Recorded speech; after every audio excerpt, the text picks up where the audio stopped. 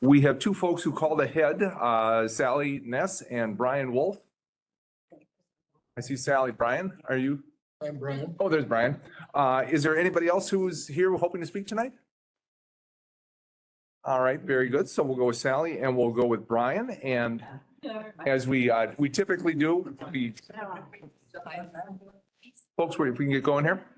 What we'll do, even though we only have two people speaking, we limit it to 10 minutes so we don't have more than, folks don't get more than 10 minutes. Andy raised his. Oh, Andy, were you? I raised my hand. Okay, I will add Andy to the list also. That'll bring us back, somewhere in the 8-minute mark, 9 minutes, just to make sure we get downstairs in time. So everybody good with that? All right, why don't we start with Sally?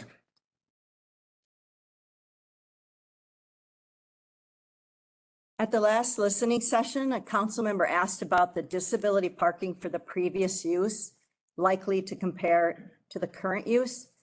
First, I will compare the city's response to neighbors' concerns.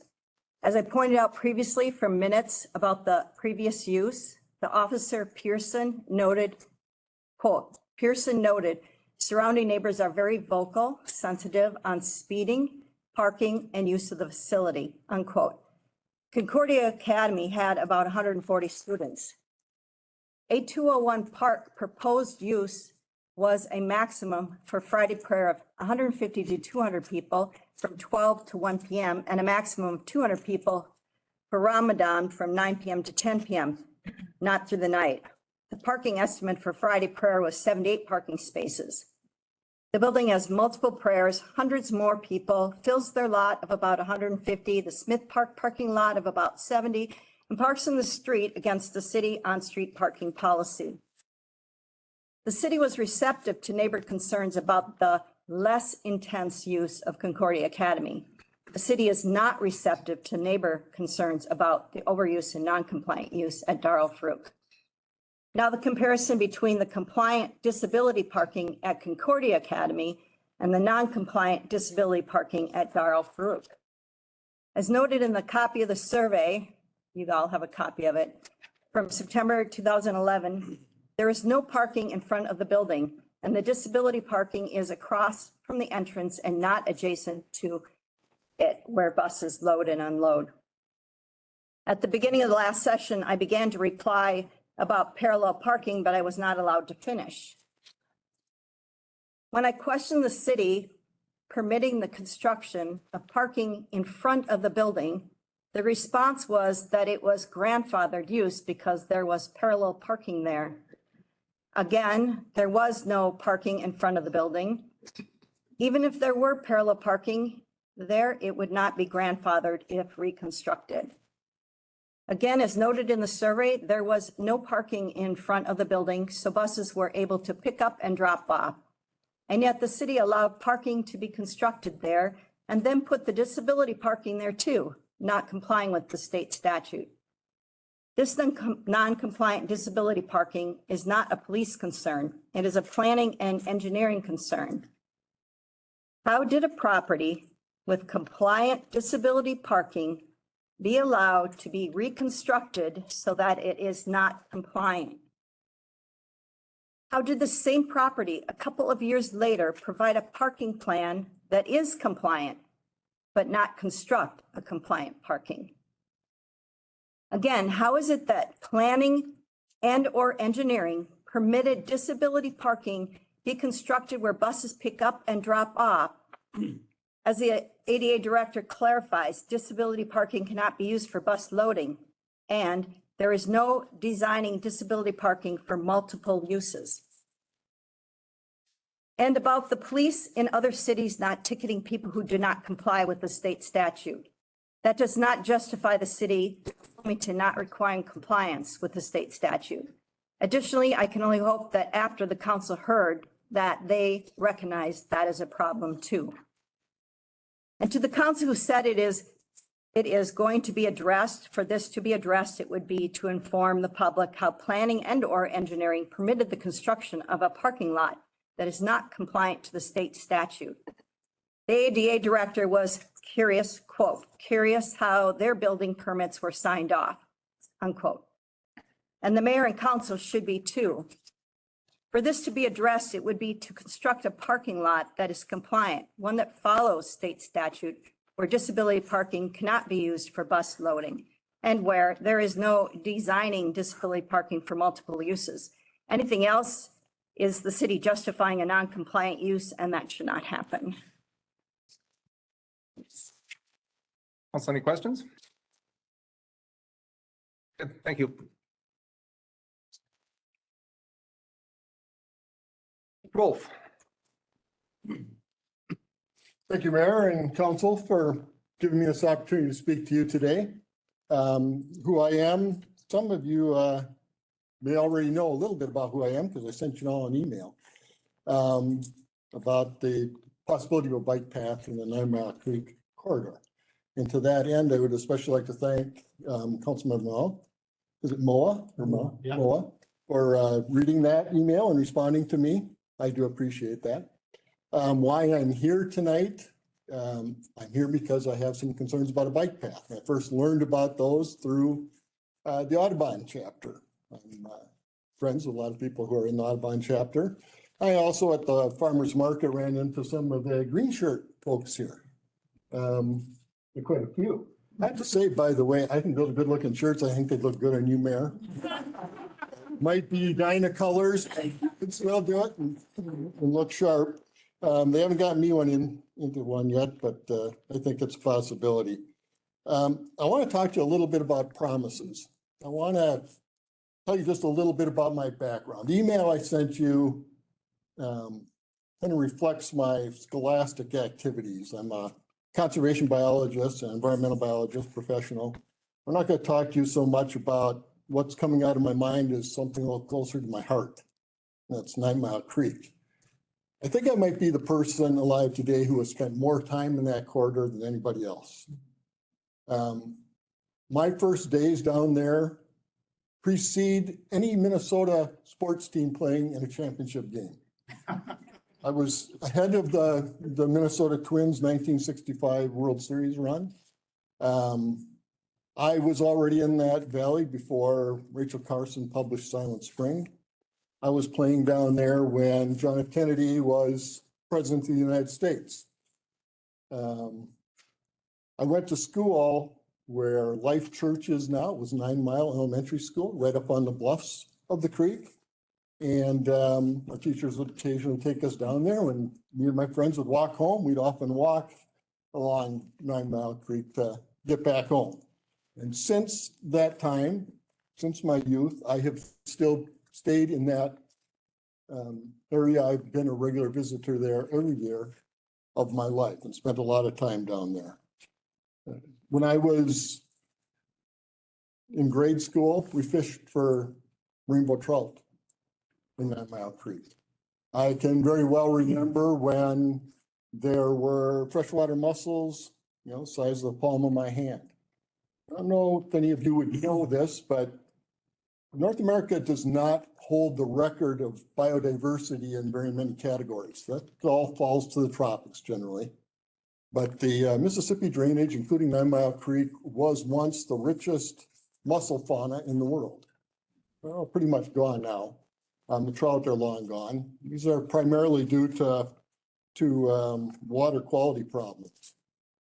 And when I talk about promises, let me start back in the 1970s. I remember as a junior high student at Oak Grove Junior High at the time, somebody from the DNR came and talked to us and in our little environmental biology class and said that the DNR with the city, with the state, they were going to clean up 9 Mile Creek. There would be trout in that creek again. Well, that promise hasn't been fulfilled yet. In 1992, Arnie Carlson said that the Minnesota River would be swimmable and fishable in 10 years. Well, 9 Mile Creek is part of the reason that that river is not. Both are impaired waters. We haven't made a lot of progress there either. Those are local promises, but there are a lot of other promises that have been made. I think every time I give my money to the DNR freely to support non-game wildlife work, I know that some of that goes into corridors like the 9 Mile Creek corridor. I think on the other side is the promise that we're going to take it very seriously and actually try to make improvements, environmental improvements. And we have a lot of promises that are codified in law. They're codified in the Clean Water Act, for example, which again, generally is a pact between government and the citizenry that you're going to give up some things. Some products might be a little more expensive. You might not be able to use all the fertilizer you want, et cetera. In return, we're going to clean things up. We're going to make things better. From government side, I feel like I've been let down quite often. And I'm concerned about the bike trail that I think, as I understand it, you have not decided on, but that you will be considering. It concerns me because I think it's going to be a lot more damaging than you think it is. You cannot add asphalt to that narrow corridor without increasing runoff, without increasing the temperature in the creek. And there's another promise. I think you're working with 9 Mile Creek watershed to improve the creek. And one of the things that I saw was that you're going to try to raise oxygen levels. Well, it's a direct relationship between temperatures and oxygen levels. The warmer the water, the lower the oxygen levels. So if you put in asphalt, water will run off of that hot asphalt into the creek and temperatures will fall. Now, if I had to guess what would be the counter argument to everything I've said, it would be this. The amount of asphalt we're adding in the overall scheme of things will make little to no difference. And let me tell you, as a conservation biologist and an environmental biologist, that is exactly the kind of thinking that leads to our greatest problems. It's not through great, big, massive projects that we see most of the environmental degradation. It's through little cuts. And they make a difference. My mother didn't study Immanuel Kant. And probably very few of us have read Kant. He's a little dense, okay? But she taught me the essence of his categorical imperative when she said, what if everybody did that? Like threw a gum wrapper on the ground. What if everybody did that?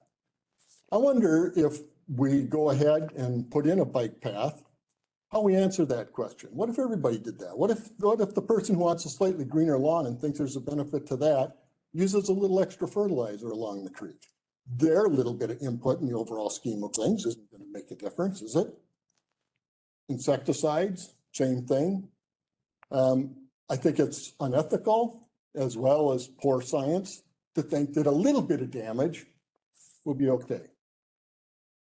Maybe I'll leave you not with Kant, but with one of the fathers of modern ecology, the ecological movement, Aldo Leopold, author of the Sound County Almanac.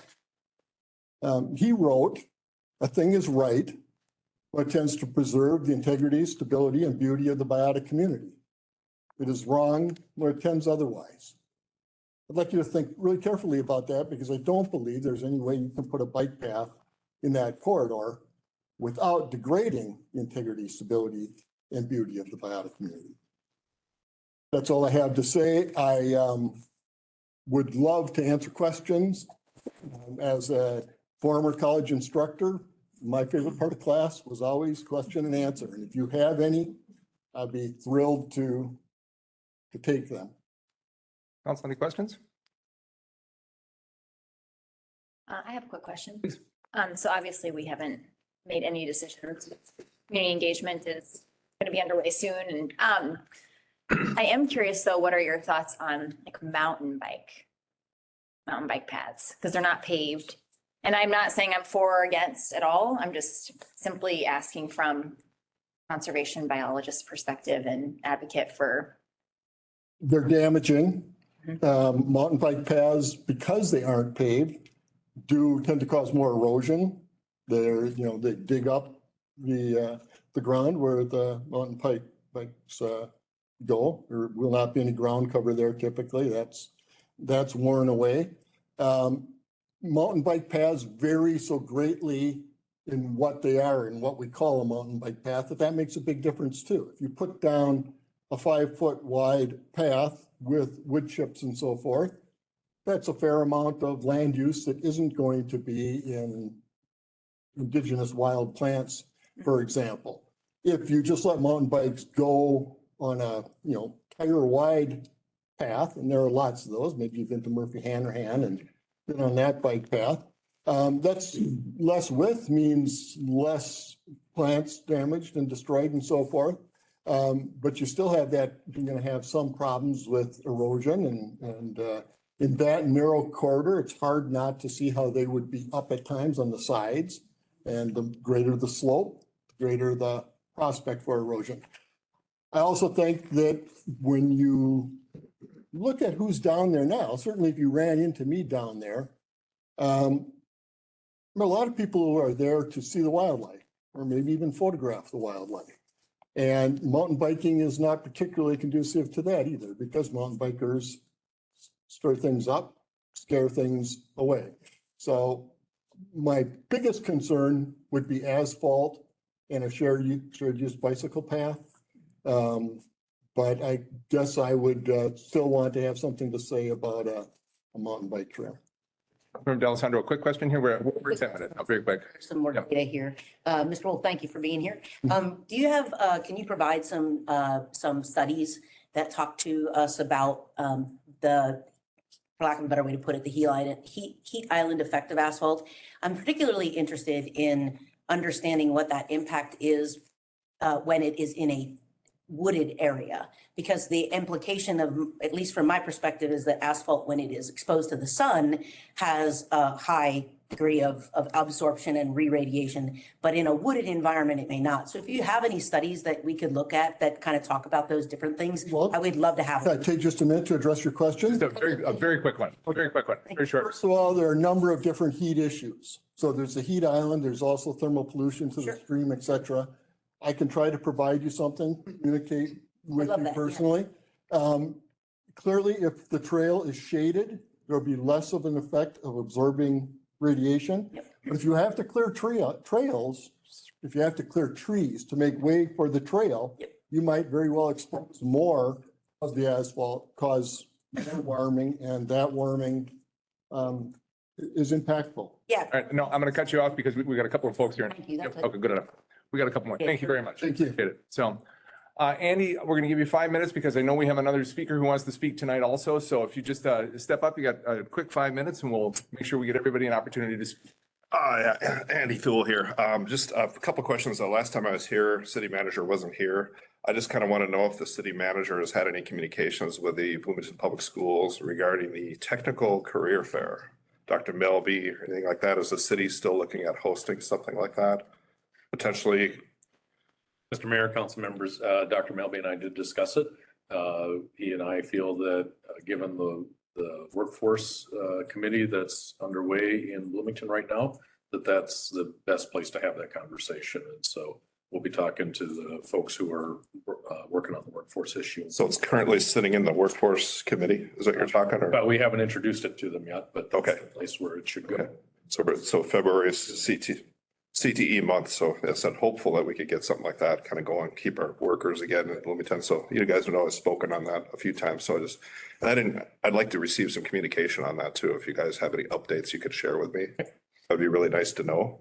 The other thing I'm noticing around the city, I was walking around Smith Park the other day, 7 carts, some actually in the pond right now. Walmart carts, Target's made its way over there. It's starting to look not so good. So I wondered, again, city manager, is there any kind of nuisance cart ordinances? And this is one thing I've spoke on before. Are we working on any policy? Are we quarantining them to, eventually destroy them if people don't come get them, or collecting them, or do we have space for that? Or is there any kind of nuisance cart ordinance going on? Mr. Mayor, council members, there is not an ordinance that we did a couple of years ago reach out to retailers that had carts, especially the ones in the American Boulevard area, and asked them to be more diligent. And since that time, I I haven't heard of a complaint. There may have been some, but I'm not aware of any since that time. I said they're making their way in the pond right now, and I know that a certain retailer, I won't name it here, but they're supposed to have locking wheels on these things, and they don't appear to be locking because they're So I think, I know we've had this conversation before. all over the east side. Having right it now, now, so so health people, reigniting that conversation with our retailers over there and making sure that they keep their rogue carts yep. in check. It's making its way into the pond, so I've got pictures if you guys want to see it, but it's not looking good around the pond. Walk around it quite a bit. Other thing, about a month ago, there was some gunfire that happened over at Dar El Farouk. And I kind of want to ask, will the public ever see any kind of video or update regarding that? I was on social media and there was some families that actually the kids were awakened by the gunfire over there. So I just wondered if there's any updates you could share with us or some video. I mean, I haven't heard anything from the city, any kind of. I'm assuming it's under investigation and I don't know if there is video. I don't know if they have outdoor video or if somebody caught it on their Ring camera or anything like that. I have no idea. We could check in, but again, if it's under investigation, the amount of information that could be released would probably be limited as well. It seemed like when the bombing happened over there a long time ago, the video was out rather quickly. So, but any kind of updates would be kind of nice for the public to know so we can feel safe in our neighborhoods too. So. Mr. Manager, listen to me. Mr. Manager, I believe that VPD put out at least one, if not more than one, public notice about that incident. So if you did not see that, there was definitely a public incident on it. If I remember correctly, by the time the police had responded, there was no evidence and nobody else available in the parking lot that had seen the incident. Right. So I think it's one of those Yeah. situations where it's referred to our special investigative unit and they do the work that they do. But if you need the link to the actual BPD notice on that, we can get you that. I mean, I saw the report that initially came out. And Well, you said you hadn't seen anything from the city, so I No. was checking. well, I saw the initial thing was that there was gunfire in the parking lot and they didn't have any suspects Yeah, that's, in mind. And so you but- saw that. I saw that, but I haven't seen anything since. So I'm asking if there's any updates, but it sounds like there is none. And And if there is something, we'll hear That it. sounds, absolutely. If there is an update, and I'm sure the investigation is ongoing, if there's an update, we'll definitely let the community. Okay, thank you. That's all. All right, thank you. yeah. Robert, welcome. Hi.